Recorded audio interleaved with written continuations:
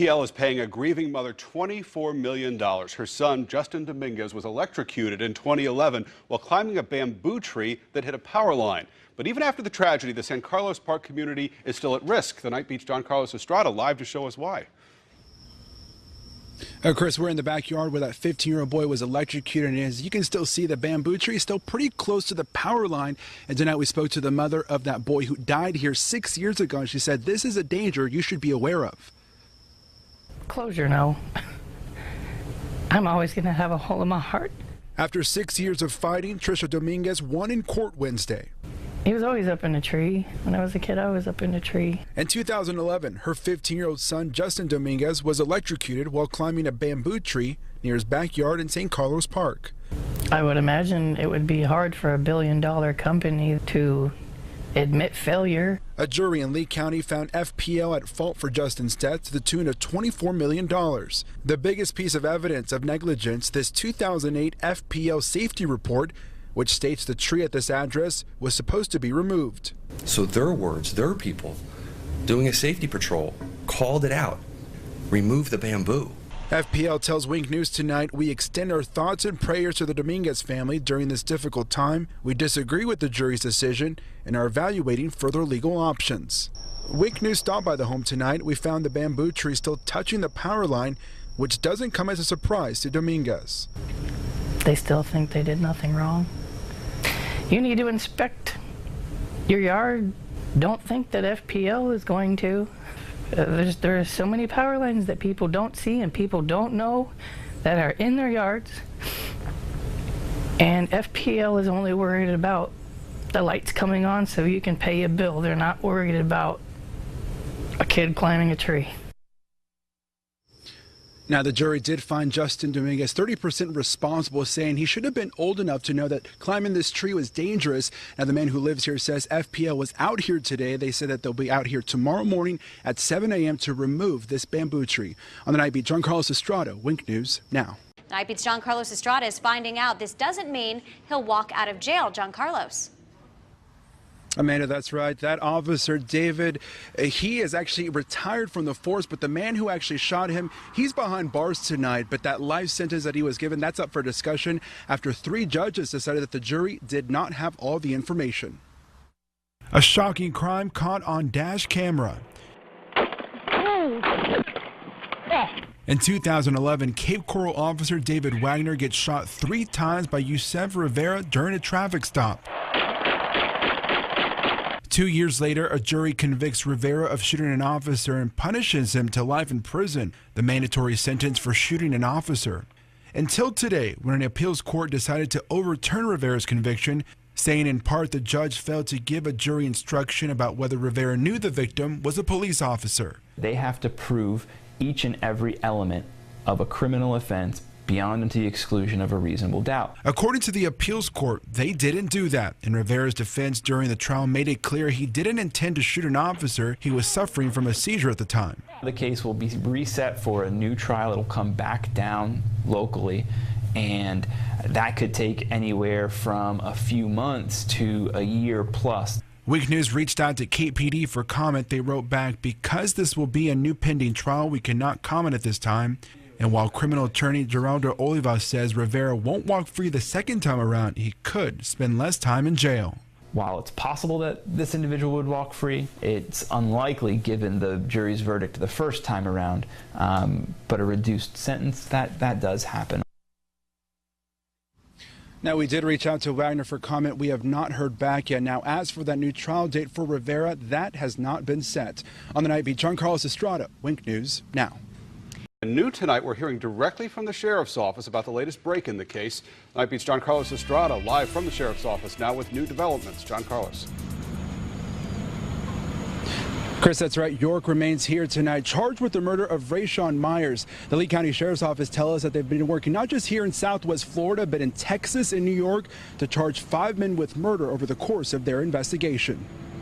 Today, 17-year-old Medford York was arrested for his part in the homicide of Rayshawn Myers. Today, the 5th arrest in the murder of Rayshawn Myers. It's been a year and a half since the 21-year-old was shot in his white Honda Accord near Boland Heights and Lehigh Acres. Detectives say in total 5 were involved in this murder. Through the diligent and relentless efforts of our detectives, individuals Michael Stanley, Santos Robles, Christopher Perez, and Max Hurd were all arrested back in December.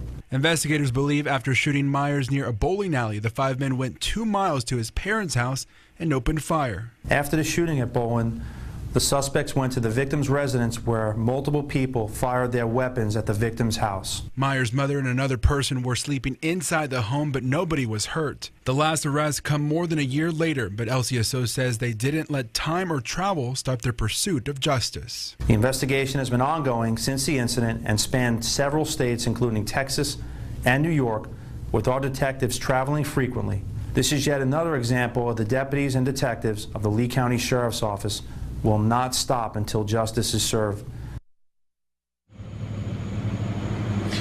The Lee County Sheriff's Office tells us that this investigation remains open tonight, so more arrests could be coming. Now, we did reach out to Myers' father for comment. We have not heard back yet. Live on the Nightbeat, Giancarlo Estrada, Wink News now. These people are living and they're free. They've been there for 2 months. And the police, the court doesn't help. Lucila Gell shows us photos of what her house used to look like, now trashed by unwanted visitors. They tell me we cannot evict them because you are violating their rights. According to Gell, an invitation by her son to a random woman 2 months ago has turned her house in Charlotte County into a home for 6 strangers. I just don't know what to do. I cannot believe. I'm in shock. She's cut off the water and power, but says these people won't budge. Wink News went to talk to them, but were greeted by the next-door neighbor who's part of the group, also accused of taking over 2 homes on the street. Wink News spoke to a real estate lawyer who says writing things down on paper will save you from future headaches. Number 1, have it in writing. That's the biggest thing. You want to have all the rights and obligations of the party in writing. Gail tried starting the eviction process with the family lawyer, but hit a roadblock. Now she's hired a new attorney, hoping to get rid of her unwanted guests. I'm fighting for me, and I'm fighting for the people there, the next ones they're going to. So make sure, I will say this, make sure don't invite anybody that you don't want them to take over your house. She's looking for justice. She wants to hold the hospital accountable. Lee County deputies say overnight nurse Giovanni Hechervera sexually assaulted her at a Cape Coral hospital. She was under the influence of a sedative, and detectives say he threatened to rape her again if she told anyone. The Nightbeat's Giancarlo Estrada has new details about the lawsuit. It is our position that Lee Memorial essentially gave this nurse a license to rape their patients.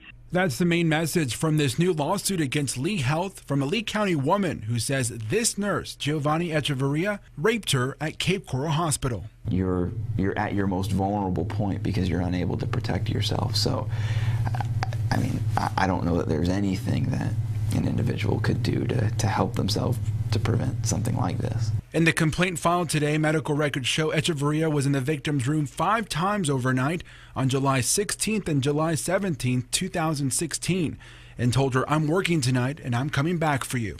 Fort Myers attorney Geraldo Olivo says this sexual assault case is unique because of its location.